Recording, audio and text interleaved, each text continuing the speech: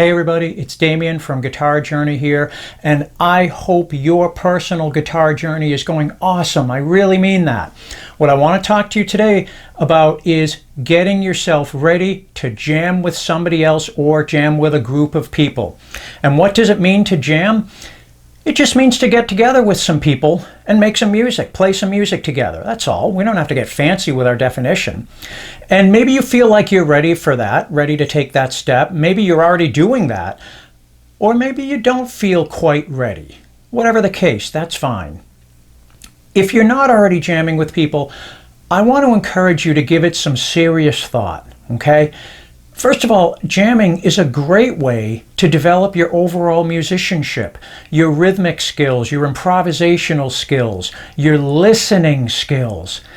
Pretty much everything you do musically will benefit from playing with other people.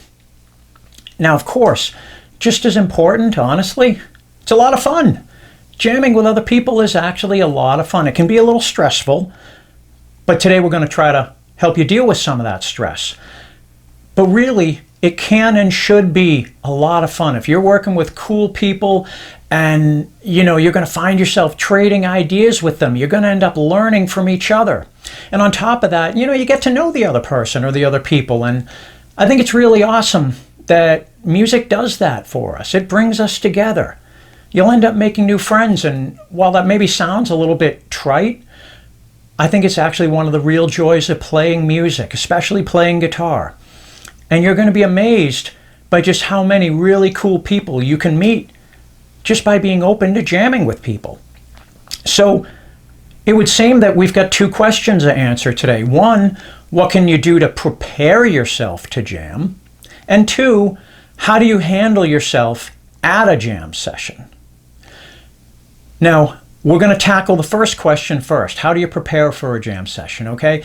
To have a successful and a fun jam session, you've got to do some preparation, or at least it's a good idea to do some preparation, okay? And that's where we're going to spend the majority of this video today, the preparation to jam with other people, okay?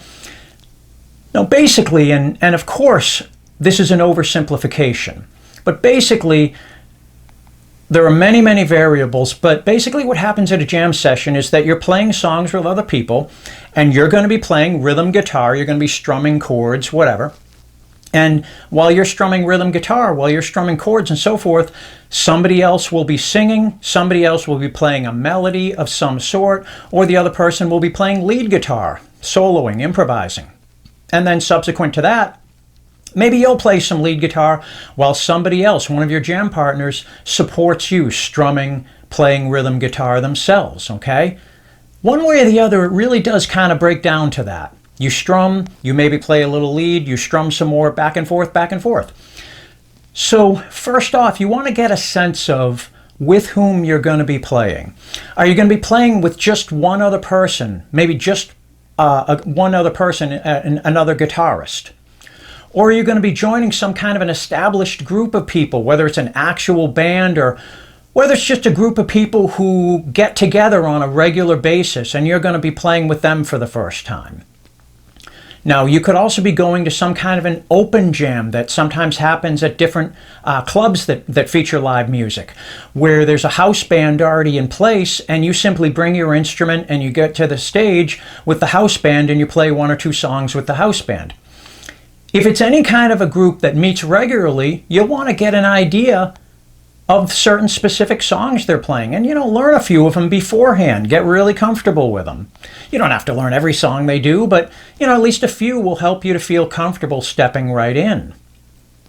If it's a group, maybe a larger group, that meets on a regular basis. You see this sometimes, at the community center. Every Tuesday night we have a bluegrass jam, something like that.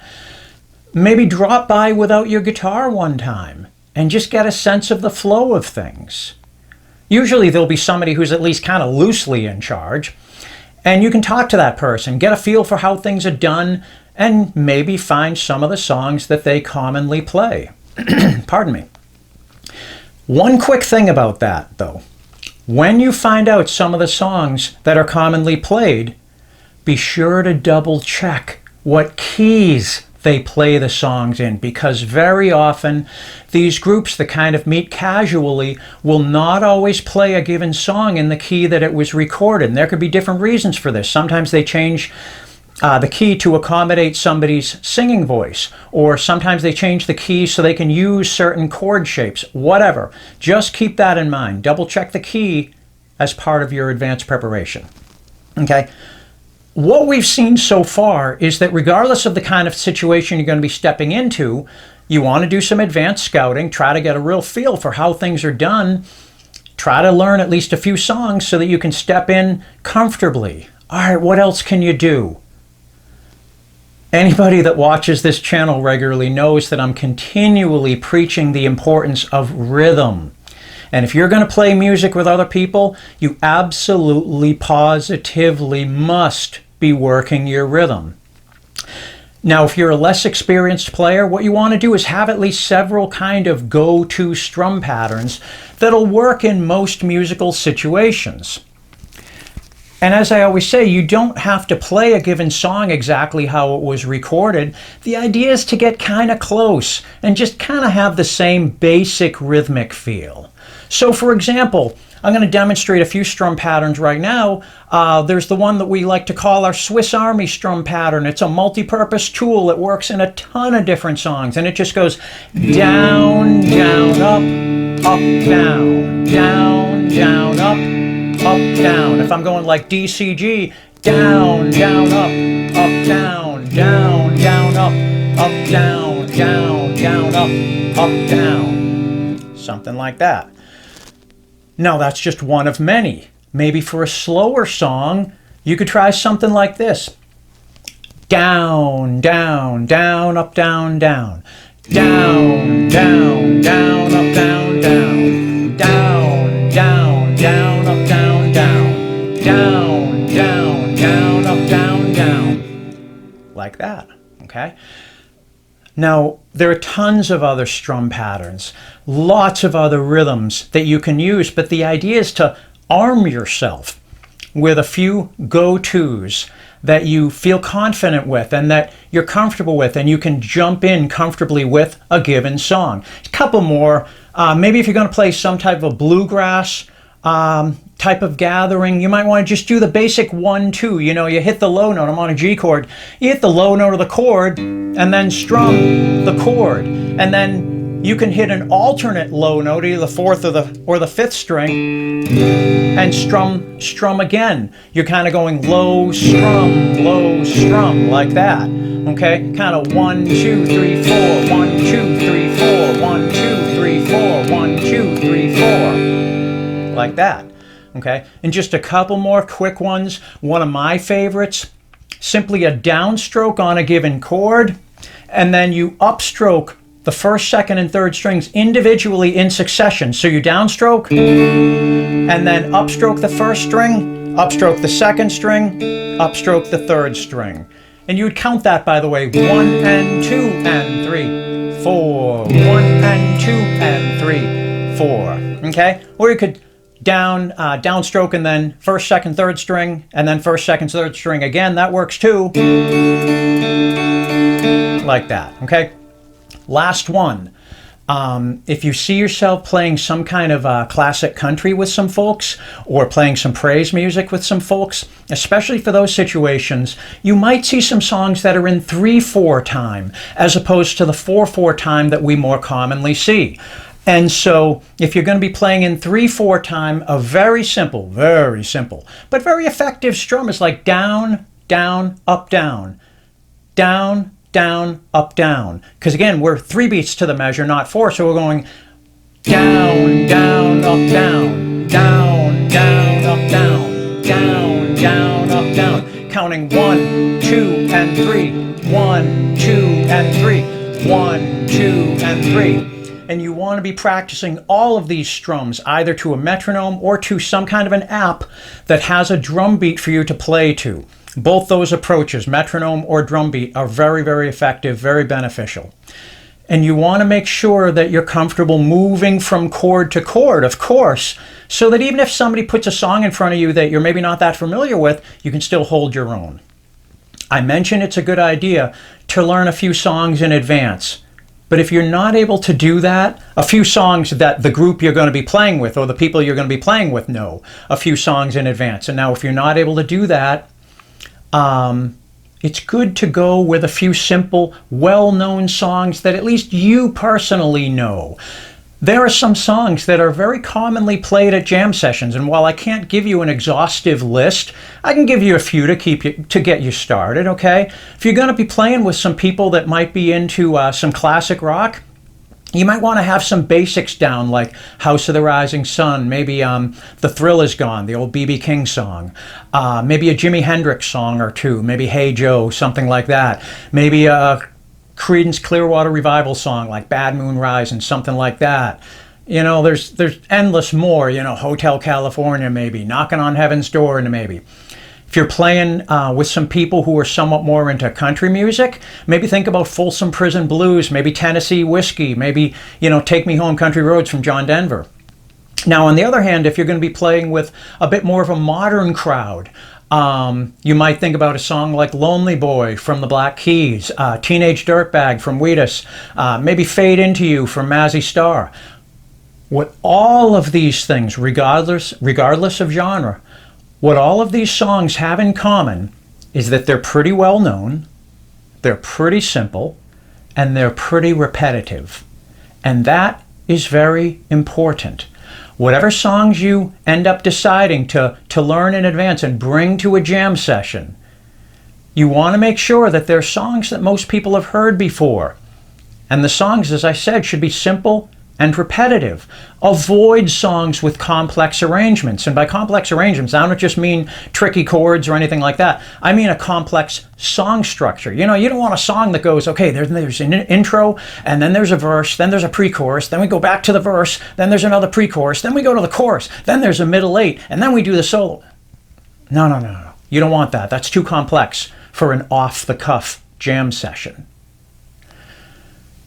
So keep it simple, keep it repetitive, keep it well known. Now the other kinds of things that you can play that are very popular at jam sessions are your basic 12-bar blues patterns.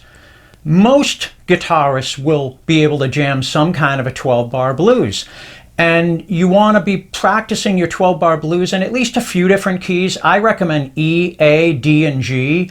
Depending on who you're playing with, they might want to do some things in some other keys. If there's a horn section, you're going to want to play in some flat keys, blah, blah, blah. But E, A, D, and G are pretty commonly played. Now, the other thing you want to do to prepare, if you're inclined to do so, prepare yourself to play some lead guitar. You want to make sure that you can improvise in just about any key, okay? The easiest way to do that is with your basic pentatonic scale. Now, here's my simple pentatonic scale in A minor, a fingering many of you recognize. Right? A minor, root 6 fingering. My index finger is at the 5th fret of the 6th string. Too much to get into right now, but trust me when I tell you that this very simple pentatonic scale can be used to play in any major key or minor key song. It's an incredibly valuable scale, and if you know only one scale and you can use only one scale, this is the one. This is the one.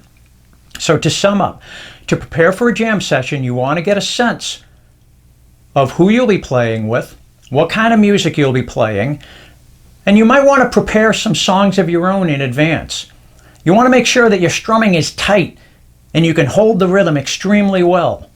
And if you're looking to play lead guitar, you want to be certain that you can, at a minimum, use your pentatonic scale in any key, as I said, major or minor. And a final quick tip for your preparation. Whatever songs you might be heading into your jam session with, songs that you individually have prepared, find a jam track of that song online and play along with that jam track. And a great way to play along with a jam track is to play rhythm along with it, then play lead, then play rhythm, then play lead, back and forth, because this is very possibly what you're actually going to be doing at the jam session, going back and forth between lead and rhythm, strumming and improvisation. And honestly, if you're not able to play to a jam track, you might not be ready to play with another person either. So those are some tips on preparing for a jam session. Let's talk just very briefly about what to do with the jam session itself, okay? First of all, make sure you bring a tuner, right? Make sure your instrument is properly tuned. If you're playing acoustic guitar, you might want to bring along a small acoustic guitar amplifier, depending, on how many people you're playing with, where you're playing, that kind of thing. You don't want to get totally drowned out if you're playing acoustic. If you're playing electric guitar, keep it simple.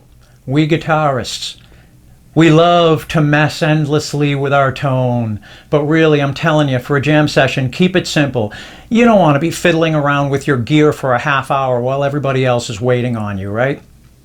And honestly, that's more common than you might think. And I've seen players just get totally freaked out when, one of their pedals, one of their effects pedals isn't working properly, and they just get a mental block because they feel like they can't play well unless their sound is just the way they want it. Don't be like that. If it's just an off-the-cuff jam situation, I recommend you don't use any pedals at all. Keep your sound simple. Your guitar and your amplifier. That's it.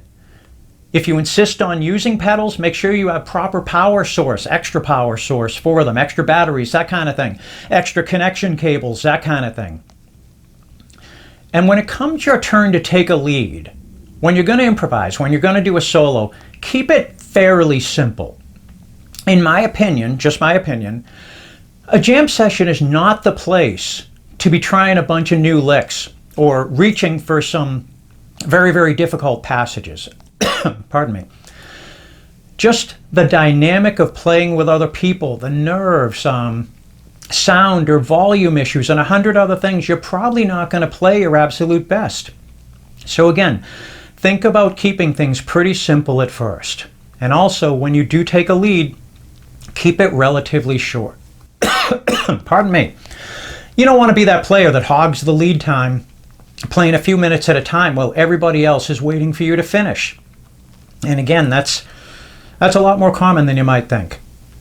And as an aside, you can also talk to your jam partner about how long solos are going to be in a given song.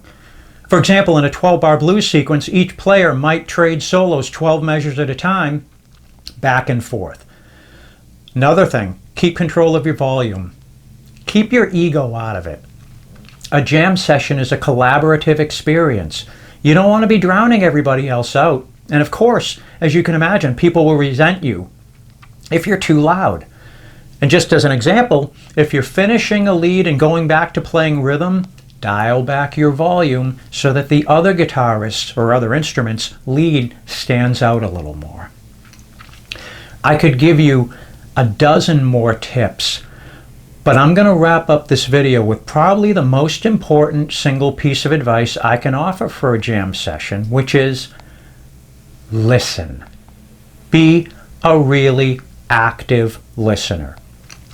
Listen for the flow of things. If there's a singer, listen for the singing, and sometimes you may find the singer is singing things a little bit differently from how you're used to hearing them. You just need to roll with that. I've had situations where a singer literally throws in like 2 beats at the end of a line because that's when they decide to breathe, even though it throws the actual measure-by-measure structure off for the rest of the players. And again, pardon me, you just got to be prepared to roll with that, okay? Listen for the rhythm that people are playing in. You may hear a song with one rhythmic feel, but someone else in the ensemble, in the group, might be playing it with a different rhythmic feel. And you kind of need to be able to alter your approach a little bit to be able to work with the other people in different rhythmic feels and so forth. And of course, listen for the basic beat and make sure you're tight to that beat. The last thing you want in a playing situation with other people is to be out of rhythm. So that's a very quick primer on jamming with other people. Like I said towards the beginning of this video, I really encourage you to do this when you feel ready, because it's a great way to enhance your overall skill level. And once you get past a little bit of nervousness or apprehension, it's actually a lot of fun, and you're going to meet some really cool, fun people. So there we are. As always, please hit the subscribe button, okay? We got a ton of great content here on the Guitar Journey YouTube channel, and there's a ton more content coming. We're adding content all the time, and I would really love to have you along for this amazing guitar journey. And also, please leave me a comment. After watching this video, you probably have some tips, some things that maybe I didn't mention. And those tips would really enrich everybody's experience. So please leave a comment. And if you have a question about some of the things I talked about today, leave your question in the comment section and I'll do my very best to answer it for you. As I like to say, we're building a community here and we can all enhance and enrich each other's guitar journeys. Thanks so much. Have a great day.